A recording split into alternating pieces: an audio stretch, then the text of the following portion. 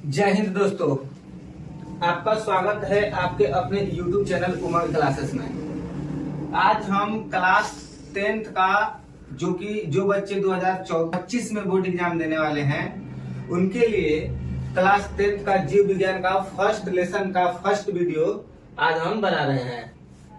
तो चलिए एक मोटिवेशन शायरी के साथ हम क्लास के स्टार्ट करते हैं। सबसे पहले एक मोटिवेशन शायरी है।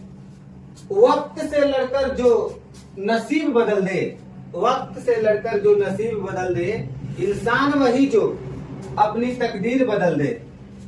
कल क्या होगा कभी मत सोचो, क्या पता कल वक्त खुद अपनी तस्वीर बदल दे, है कि नहीं। तो चलिए इन्हीं बातों के साथ हम अपने क्लास को स्टार्ट करते हैं। सबसे पहले आज हम क्लास 10th का जो कि आपका जीव विज्ञान है, जीव विज्ञान के बारे में कुछ बेसिक्स बातें जानेंगे। उसके बाद में हम लोग चैप्टर स्टार्ट करेंगे। सबसे पहले हम लोग पढ़ रहे हैं क्लास 10th का बायोलॉजी यानी कि जीव विज्ञान। उसमें सबसे पहला हमारा बात है कि जीव विज्ञान यानी जीव विज्ञान किसे कहते हैं, जीव विज्ञान क्या होता है, जीव विज्ञान किसे कहते हैं।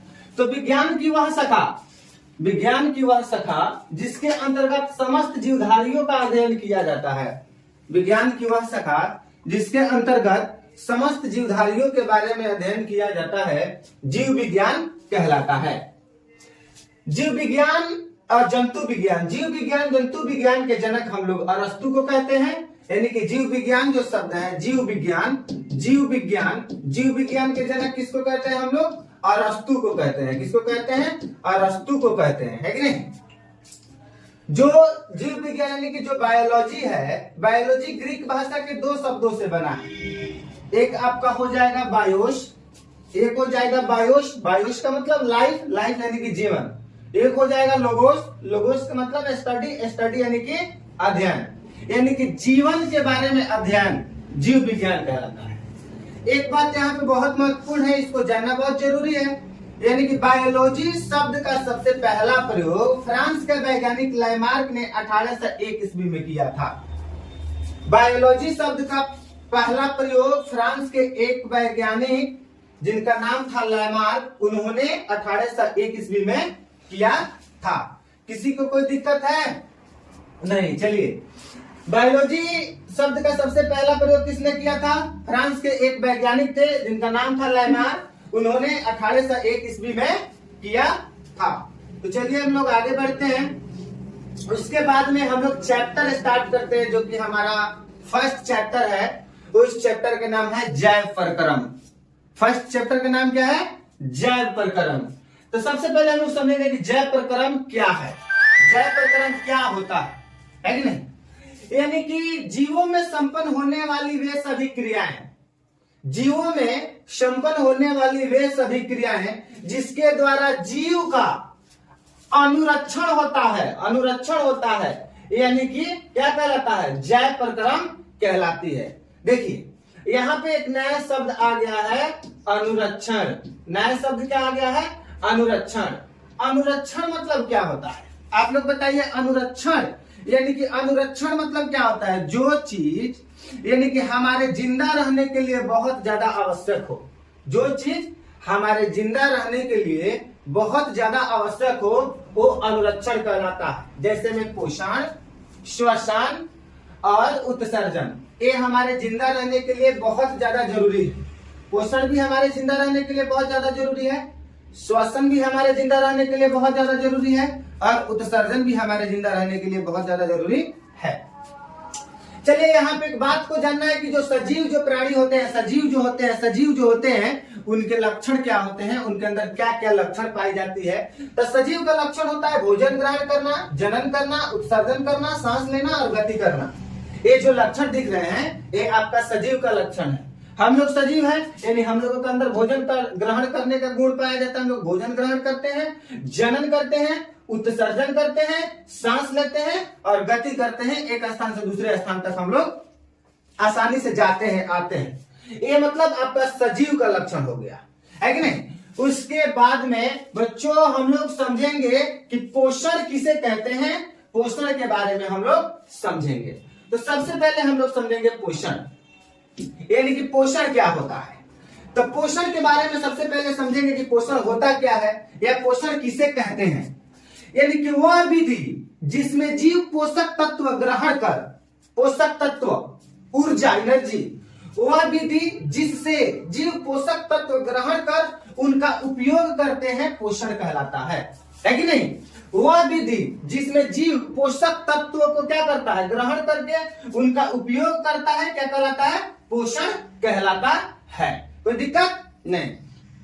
उसके बाद में हम लोग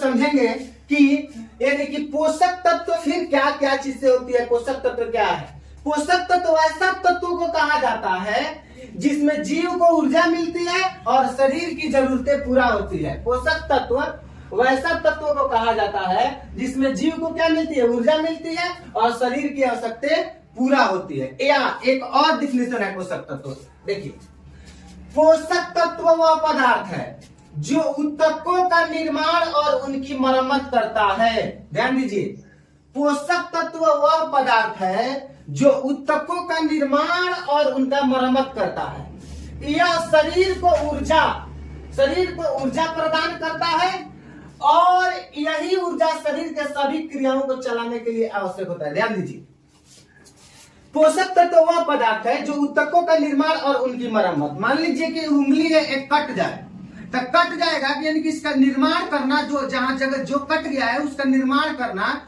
उसका मरम्मत करना। मरम्मत करने का काम किसका है? पोषक तत्वों का। यही क्या करेगा, उसका मरम्मत करता है और शरीर को ऊर्जा देता है, ताकत मिलता है और शरीर के सभी क्रियाओं को चलाने का कार्य करती है, होती है। पोषक तत्व की सहायता से शरीर के सभी क्रियाओं को चलाने के लिए पोषक तत्व क्या है, आवश्यक है। अब हम लोग बात करेंगे पोषण कितने प्रकार के होते हैं? तो पोषण दो प्रकार के होते हैं, एक होते हैं स्वपोषण और एक होता है परपोषण। स्वपोषण किसे कहते हैं? एक होता है स्वपोषण और एक होता है परपोषण। स्वपोषण किसे कहते हैं? स्वपोषण पोषण की वह विधि है जिसमें जीव भोजन के लिए किसी दूसरे जीव पर निर्भर नहीं रहता हो। स्वपोषण पोषण की वह विधि है जिसमें जीव भोजन के लिए किसी दूसरे जीव पर निर्भर नहीं रहता हो, उसे हम लोग क्या कहते हैं? स्वपोषण कहते हैं। जैसे हरे पेड़ पौधे और शैवाल। ये जो हरे पेड़ पौधे और शैवाल है ना, ई पोषण के लिए किसी दूसरे जीव पर निर्भर नहीं रहते हैं, है कि नहीं। और एक होता है आपका परपोषण। एक क्या होता है? परपोषण होता है। तो मान लीजिए परपोषण हम लोग कह सकते हैं, परपोषण पोषण की वह विधि है, परपोषण पोषण की वह विधि है जिसमें जीव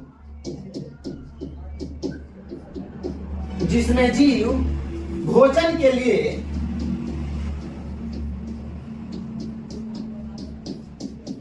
के लिए किसी दूसरे जीव पर निर्भर रहता हो, किसी दूसरे जीव पर निर्भर रहता हो, किसी दूसरे जीव पर निर्भर रहता हो, उसे क्या कहते हैं? परपोषण कहते हैं। उसे परपोषण कहते हैं। जैसे मान लीजिए मनुष्य क्या है? यानी कि मनुष्य जो है अपने भोजन के लिए किसी दूसरे जीव पर निर्भर रहता है कि नहीं। आप लोग कहेंगे कि सर जी मनुष्य तो स्वयं पोषण करता है, स्वयं भोजन करता नहीं, वो अपने पोषण के लिए, अपने भोजन के लिए पेड़ पौधा पर निर्भर रहता है। किस पर निर्भर रहता है? पेड़ पौधा पर निर्भर रहता है। कौन? मनुष्य अपने पोषण के लिए किस पर निर्भर रहता है? पेड़ पौधा पर निर्भर रहता है। तो चलिए, आप लोगों को समझ में जरूर आया होगा कि पोषण यानी पोषण किसे कहते हैं, पोषण के कितने प्रकार होते हैं और पोषक तत्व किसे कहते हैं, ये आप लोगों को समझ में आ गया होगा। तो चलिए आगे बढ़ते हैं। इसमें हम लोग बात करेंगे परपोषण, यानी परपोषण के प्रकार के बारे में हम लोग बातचीत करेंगे। क्या चीज के बारे में बात करेंगे? परपोषण के प्रकार के बारे में हम लोग बातचीत करेंगे, ठीक है। यानी परपोषण के प्रकार के बारे में देखिए, यानी परपोषण के प्रकार, यानी कि परपोषण के प्रकार में कह रहा है कि प्रकृति के आधार पर परपोषण कितने प्रकार के होते हैं। प्रकृति के आधार पर परपोषण कितने प्रकार के होते हैं। तब प्रकृति के आधार पर परपोषण को 3 भागों में बांटा गया है। प्रकृति के आधार पर परपोषण को कितने भागों में बांटा गया है? 3 भागों में, परजीवी पोषण, मृतोपजीवी पोषण और प्राणिसम पोषण। तो सबसे पहले परजीवी के बारे में हम लोग समझेंगे। देखिए, परजीवी पोषण क्या होता है?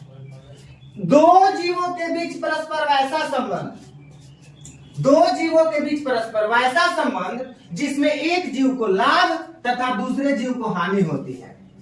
2 जीवों के बीच परस्पर वैसा संबंध जिसमें एक जीवों को लाभ तथा दूसरे जीवों को क्या होती है? हानि होती है। जैसे देखिए, यहाँ पर एक गाय है। गाय जो है, यानी इसमें 2 जीवों के बीच में संबंध, जैसे में जो गाय के हम लोगों को सर में जो जू होता है ना, दिल, वैसे गाय के ऊपर ये जो अठई है, अठई इसको बोलते हैं, यानी कि ये जो है, यानी कि इसको लाभ हो रहा है। इसको क्या हो रहा है? लाभ हो रहा है। और जो गाय है उसको क्या हो रहा है? हानि हो रहा है। यानी कि 2 जीवों के बीच में आपको एक संबंध देखने को मिल रहा है जिसमें एक को क्या होता है? लाभ होता है और एक को क्या होता है? हानि होती है कि नहीं? जैसे में मान लीजिए, जैसे में देखिए, भैंस और जो, भैंस को हानि और जो को लाभ। मानव के सिर में रहने वाला जू को लाभ और मानव को हानि, है कि नहीं? एक परजीवी है। क्या है?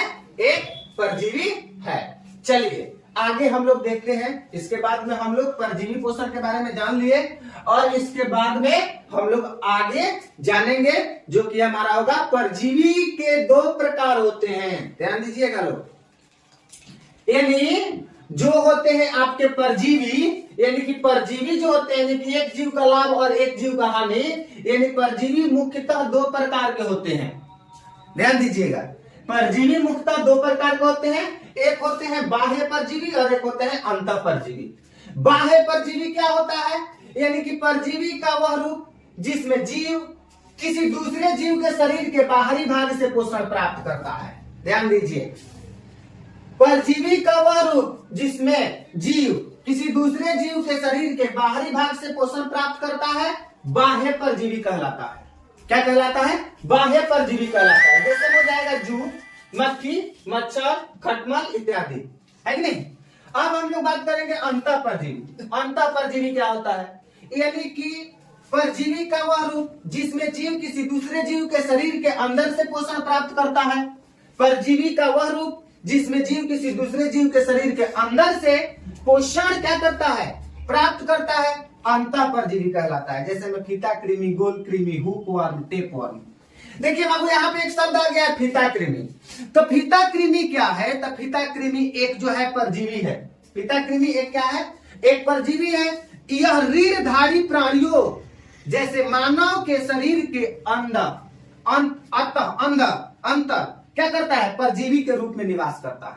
अंदर क्या करता है? परजीवी के रूप में निवास करता है। उसके बाद में हम लोग जानेंगे 3 नंबर में जो हमारा है मृतोपजीवी। 3 नंबर में जो हमारा है वो है मृतोपजीवी। तो मृतोपजीवी के बारे में जानेंगे कि मृतोपजीवी पोषण की वह रूप जिसमें जीव अपना पोषण सड़े गले एवं मरे हुए जीव जंतुओं से प्राप्त करता है। किसी को कोई दिक्कत? यानी कि पोषण का वह रूप जिसमें जीव अपना पोषण सड़े गले एवं मरे हुए जीव जंतुओं से प्राप्त करता है, मृतोपजीवी कहलाता है। जैसे कवक, जीवाणु, विषाणु, प्रोटोजोआ इत्यादि। कवक अपने भोजन मारे, यानी कि भोजन जो करता है, पोषण करता है, सड़े गले एवं मरे जीव जंतुओं से प्राप्त करता है। कोई दिक्कत नहीं। और हमारा लास्ट टॉपिक रहा आज का, जो कि लास्ट टॉपिक हमारा है प्राणी समपोषी। प्राणी समपोषी यानी कि प्राणी समपोषी क्या होता है? यानी कि पोषण का वह रूप जिसमें जीव अपना पोषण ठोस या तरल पदार्थ के रूप में प्राप्त करता है। ध्यान दीजिए, यानी कि पोषण का वह रूप जिसमें जीव अपना पोषण ठोस या तरल पदार्थ के रूप में प्राप्त करता है। जैसे में मान लीजिए क्या हो जाएगा? मानव। जो मानव होता है ना, वो अपना पोषण क्या करता है? ठोस या तरल रूप में क्या करता है? प्राप्त करता है। जैसे में क्या हो जाएगा? मेढक क्या करता है? अपना भोजन ठोस या तरल पदार्थ के रूप में क्या करता है, ग्रहण करता है। उम्मीद करते हैं कि आपको जरूर समझ में आया होगा। इतना ही करके अपने वीडियो को समाप्त करते हैं। जय हिंद।